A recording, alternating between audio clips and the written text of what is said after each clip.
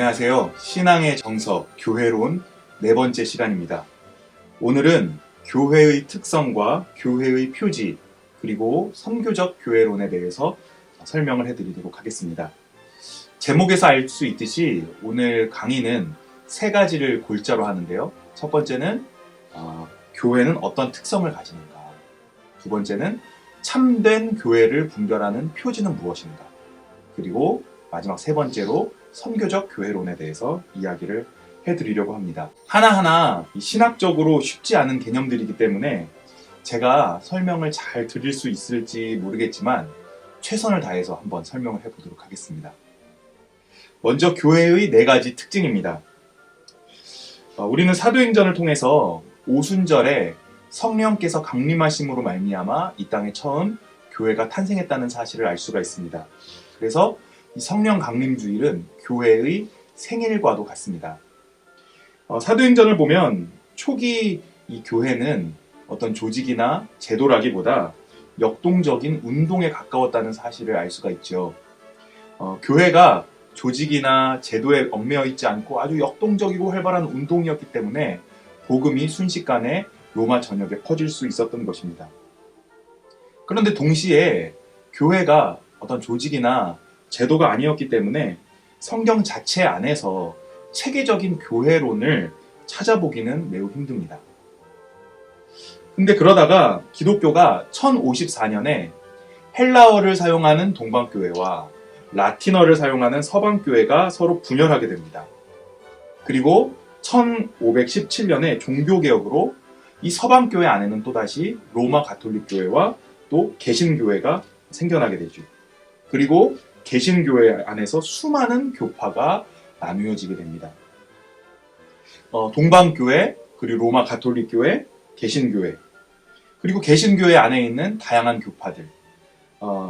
이러한 교회들은 각자 다른 상황 속에서 자신들의 신학을 조금씩 다르게 발전시켜 나갔고, 그래서 이 교회에 대한 이해, 다시 말해서 이 교회론도 상당히 다르게 발전되어 왔습니다. 그렇다면 이 1054년 교회가 처음으로 분열되기 전에 기독교인들은 교회에 대해서 어떠한 이해를 가지고 있었을까?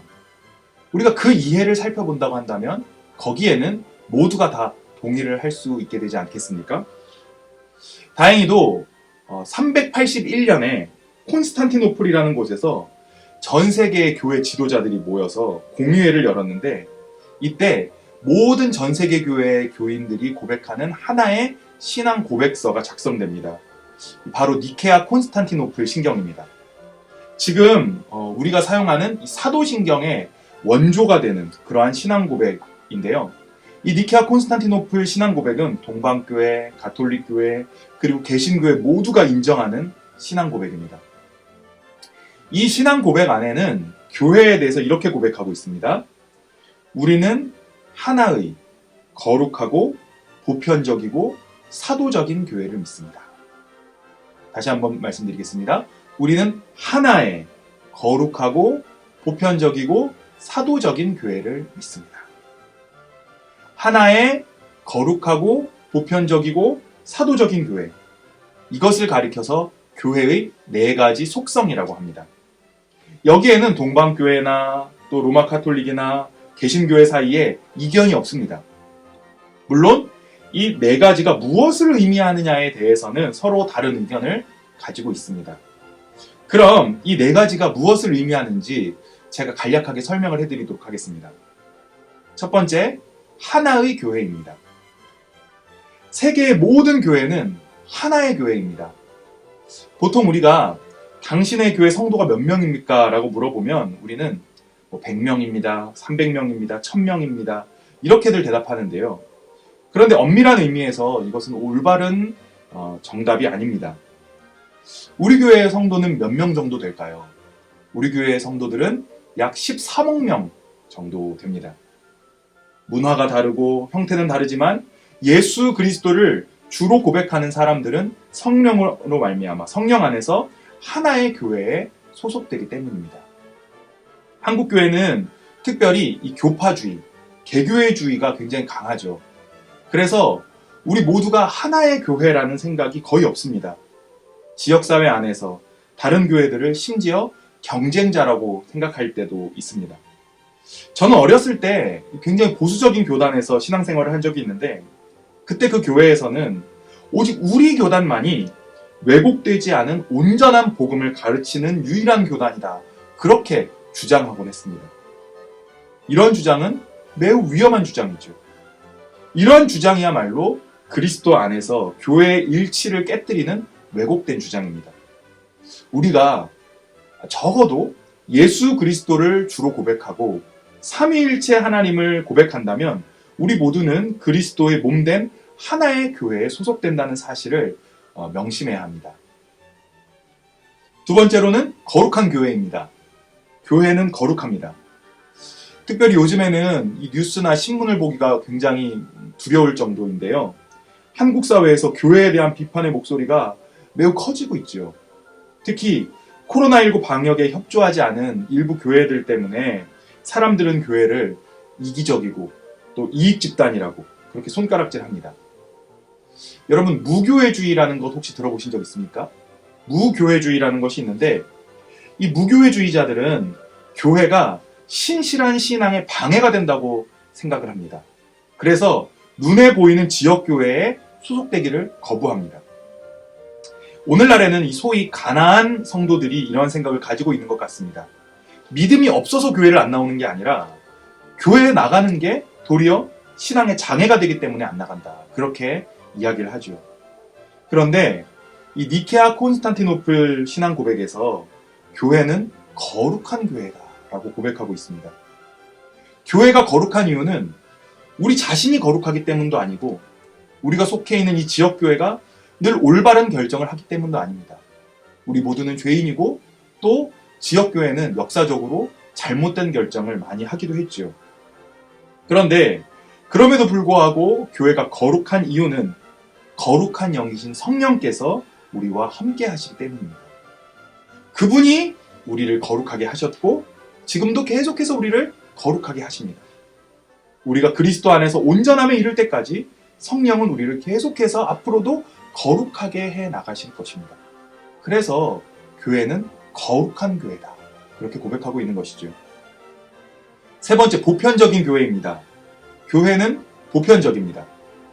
여기서 이 보편적이다라는 말은 헬라어로 가톨리겐입니다. 직역을 하면 가톨릭이라는 말이죠. 우리 사도신경에서 우리가 거룩한 공교회를 믿습니다 라고 고백하지 않습니까? 여기서 이 공교회도 문자적으로는 가톨릭 교회를 의미합니다. 그래서 이 가톨릭 교회, 로마 가톨릭 교회는 오직 자신들만이 참된 교회라고 그렇게 주장하기도 합니다. 하지만 이 보편적인 교회, 공교회라는 말은 가톨릭 교회만이 참된 교회다라는 뜻이 아닙니다. 여러분, 세계 곳곳에는 다양한 교회들이 있죠. 그 교회들은 신학도 조금씩 다르고 교회의 형태도 다르고 믿음 생활하는 모습도 다릅니다. 그런데 공통된 점이 있습니다. 그것은 예수 그리스도를 하나님의 아들이자 우리의 구원자라고 고백한다는 점입니다. 예수 그리스도께서 하나님의 아들이시고 그분을 믿는 자는 구원을 얻는다는 이 교회의 믿음은 모두 공통적인 것이죠. 교회가 보편적이라는 말의 뜻은 교회가 비록 가시적으로는 서로 다른 점이 있어 보여도 예수 그리스도 안에서 공통된 믿음, 보편적인 믿음을 가진다라는 의미입니다. 마지막으로 사도적인 교회입니다. 여기서도 로마 가톨릭 교회와 우리 개신교회의 관점 차이가 확연하게 드러납니다. 가톨릭 교회는 사도 베드로의 직계 후계자인 이 교황을 통해서 오직 가톨릭 교회만 사도성을 가진다고 주장합니다. 로마 가톨릭 교회의 수장인 교황이 이 베드로로부터 이 사도성을 이어받고 있는데, 이 교황이 천국의 열쇠를 가진 이 베드로의 후계자이기 때문에 오직 가톨릭 교회만 사도성을 갖는다, 이런 논리죠. 그런데 교황이 사도 베드로의 직계 후계자라는 증거는 역사적으로 그 증거가 상당히 미약합니다. 그리고 설사 교황이 베드로의 직계 후계자라고 하더라도 그런 식의 후계가 사도성을 보장하는 것은 아니지요. 사도적인 교회란 말은 사도들이 증거했던 그 복음에 기반을 둔 교회를 의미합니다. 우리가 믿는 복음이 이 예수님의 삶과 십자가의 부활을 목격했던 그 사도들이 전했던 복음과 일치할 때 우리는 참된 교회가 될 수 있다라고 믿는 것입니다. 하나의 거룩하고 보편적이고 사도적인 교회. 이해가 가십니까? 여기까지만 이해하셔도 정말 대단한 것입니다. 그런데 에즈베리 신학교에서 선교 역사를 가르치고 있는 이 하워드 스나이더라는 교수님이 이 네 가지 속성에 대한 역명제를 예전에 주장하신 적이 있습니다. 그 주장이 굉장히 재미있고 또 의미가 있어서 여기서 여러분들께 소개를 드리려고 합니다. 첫 번째, 교회는 하나라고 말씀드렸죠. 그런데 교회는 하나임과 동시에 다양하다. 우리는 그리스도 안에서 하나의 교회에 속해 있지만 동시에 세상에는 다양한 교회가 있고 복음은 다양한 문화 속에서 다양한 모습으로 표현될 수 있다는 것입니다. 두 번째, 교회는 거룩하다고 말씀드렸죠. 교회는 거룩한 동시에 세속적이다. 교회는 이 세상과 분리되어서 자기 자신만 고고하게 거룩한 위치에 있는 것이 아니라 우리 지역사회 한가운데에서 세속적인 사람들 사이에서 함께 살아가면서 그 속에서 그 세속의 한 복판에서 하나님의 나라를 선포해야 한다는 것이죠. 세 번째, 교회는 보편적이라고 말씀드렸죠. 그런데 교회는 보편적인 동시에 특수하다. 교회가 증거하는 복음은 모든 사람들을 위한 보편적인 복음이지만 동시에 특수한 상황 속에서 특수하게 적용됩니다. 그래서 모든 지역교회들은 특수한 교회라고 할 수 있죠.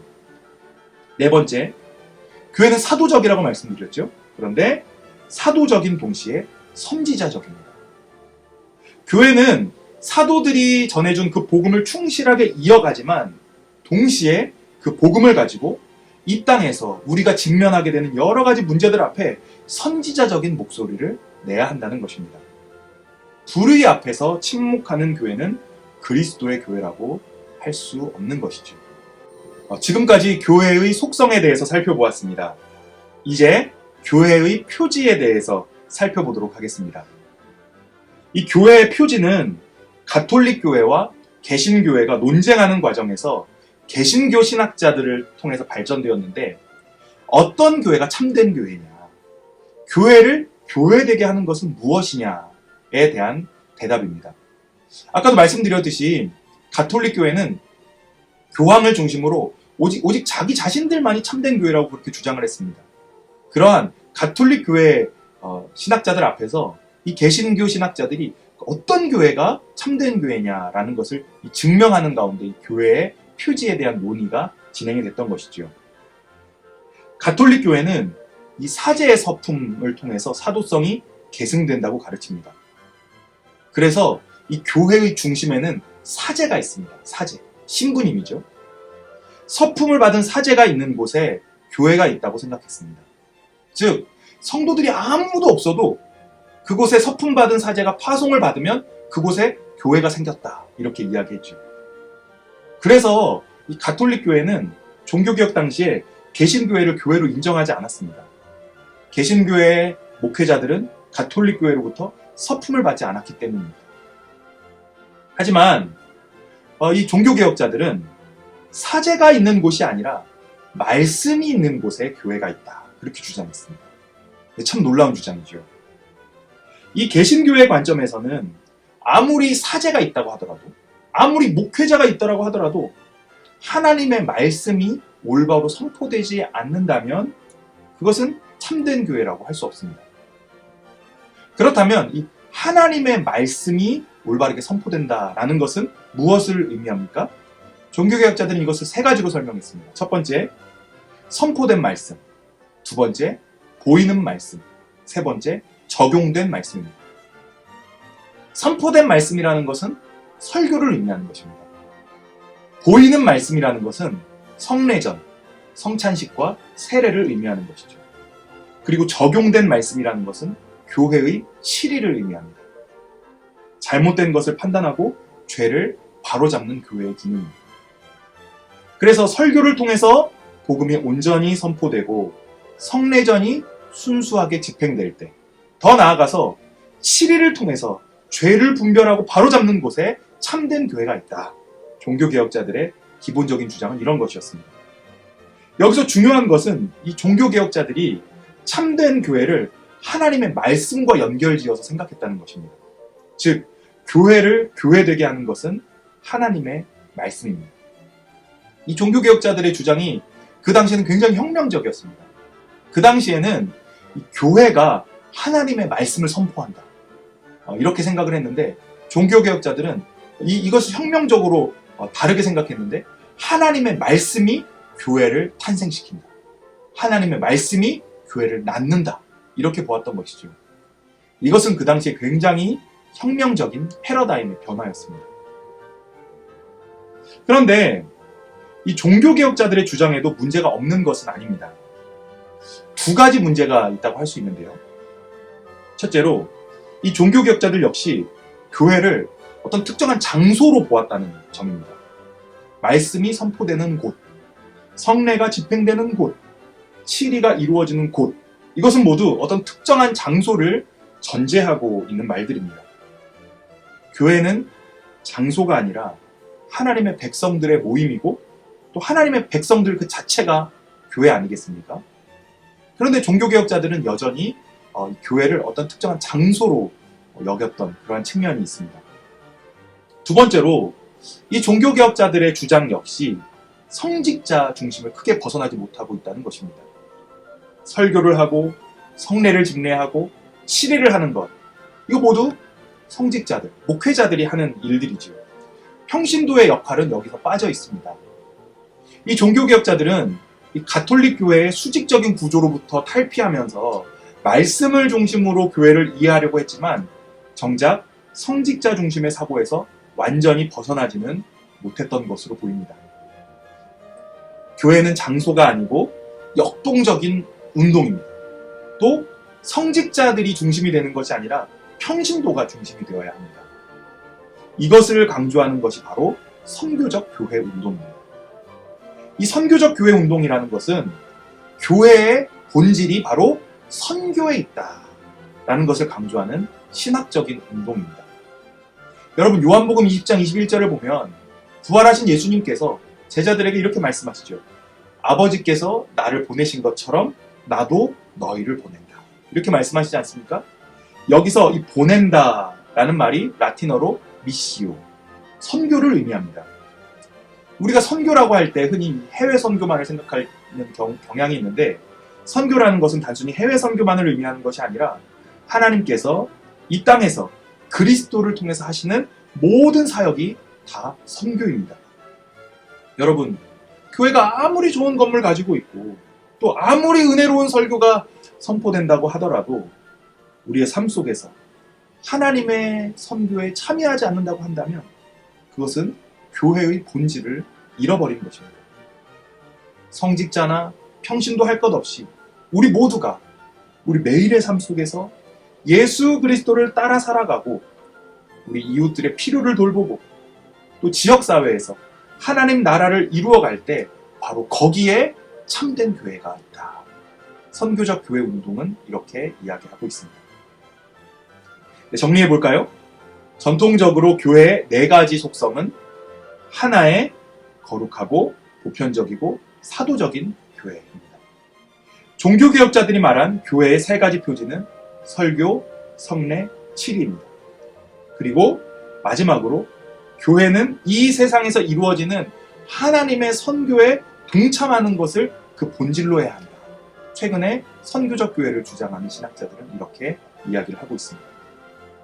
여러분, 우리가 함께 이런 교회를 만들어 갈 수 있었으면 좋겠습니다.